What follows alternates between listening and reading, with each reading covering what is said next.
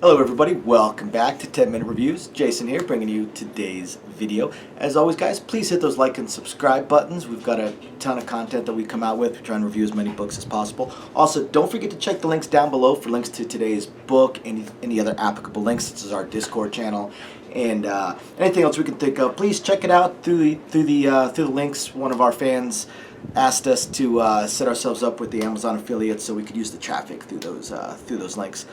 Otherwise, once again, thank you everybody for joining us, and I'm going to go ahead and get right into today's video. Hello everybody, welcome back to 10 Minute Reviews. Jason here bringing you today's video. As always, please hit the like and subscribe buttons. Check the links down below for links to today's book, for links to our Discord channel, our Amazon affiliate links. We need some traffic through those, so guys, please. Thank you so much to our patrons, and I know the indie authors that I'm buying books from every single month. Also, really thank you guys. Hopefully, eventually, I can start getting some of these signed, like I've asked to get Nathan Pierce. I've got a couple signed books from him. So today I want to talk about an author I've talked about in the past, and this time a new series. I want to talk about Katie Robertson, who is one of the best authors out there. He is one of the best authors out there, not just in Harem Lit, which is what he primarily writes within, but just as an author. Again, like I say, almost every time I talk about Harem Lit, Literotica, whatever, I could rip the adult pages, the spicier scenes, straight out of the book, and I would still be left with a fantastic book every single time. Now, you guys know I really enjoy the Neural Wraith series by Katie Robertson, and guys, this is freaking better. This book was incredible. It's called Mob Sorcery, and obviously it's got to be another series because the title is actually Mob Sorcery 1.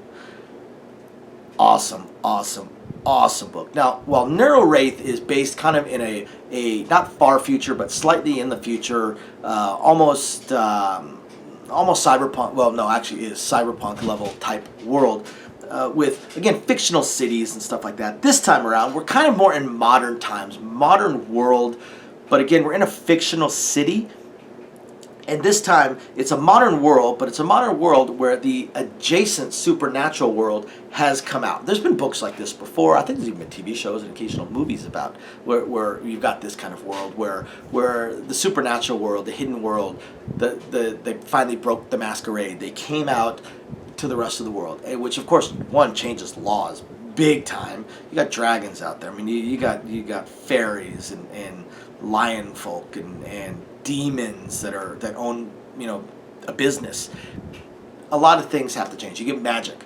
Things have to change. So what we are in a city that is kind of the hub of magic. So it's within the US, but it's kind of its own thing. Like a lot of the laws that are in place are kind of ignored within this city because it's sort of the hub for the rest of the US and the rest of the world's magic. And our main character's name is Vince, and Vince is an enforcer. Now, basically, enforcers are basically the warriors. I can't think of a better name for it because enforcers cover everything. They have corporate enforcers that are basically security guards. They have bouncers that are registered enforcers because enforcers have to be registered with the government. Now, the cops are enforcers. They're police enforcers. Interesting thing about the laws that govern this particular city is that battles between enforcers, there are rules, and as long as they don't break those rules, battles between enforcers, as long as they are just between enforcers, limited property damage, no civilians injured, attacked, anything along those lines, the police are going to stand and watch. It is fine. It is okay. Another thing that goes along with this is that should an enforcer commit a crime, any kind of major property damage, things along those lines, they have to be arrested on the spot or in pursuit. Otherwise, they're free and clear. So all I have to do is escape. You're free and clear. Even if they know who you are, you're free and clear.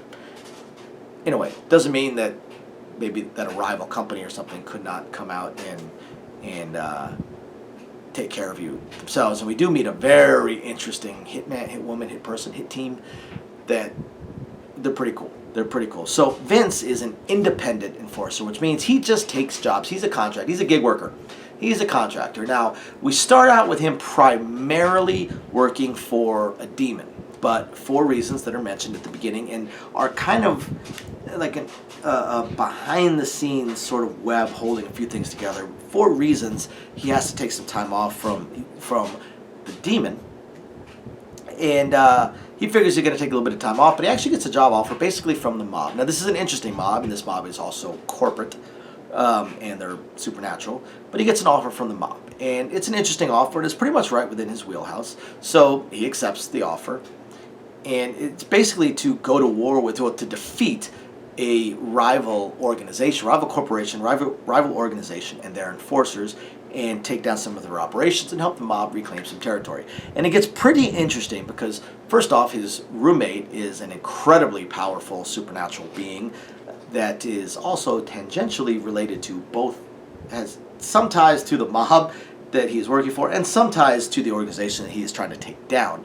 And she's a former enforcer, but one of the best, figure the best of the best, and ungodly powerful, extremely strong. She makes demons back up and think before they do anything.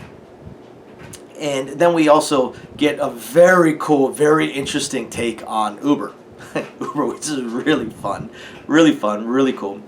And we get interesting takes on the mob, on corporations, on you know, not really werewolves, but wolf folk and demons and vampires and magic as well. There's 6 levels to magic, and amazingly enough, if you're just within the 2nd level, you are very powerful, and if you can do things at the 3rd level, you're extraordinarily powerful. And that's one of the things that Vince has always done, is he's hidden a lot of his abilities. He's got some semi-legendary exploits, but they're almost like the stuff of myths and legends, so not everyone believes them. So he's managed to hide exactly how powerful he is, but by the same token, he's got his weaknesses as well. Just phenomenal world building, guys. Katie Robertson writes just awesome books. I cannot recommend this book enough. This book was freaking awesome. I loved this book, and I cannot wait for book 2. So, guys, I'm not going to keep ranting and raving and droning on and on about this book. After you guys hit the like and subscribe buttons, go down below, check the link to Mob Sorcery 1 by Katie Robertson, and go check it out, guys. It's awesome. It's so much fun. Thank you, everybody, for watching. We'll catch you next time. Bye now.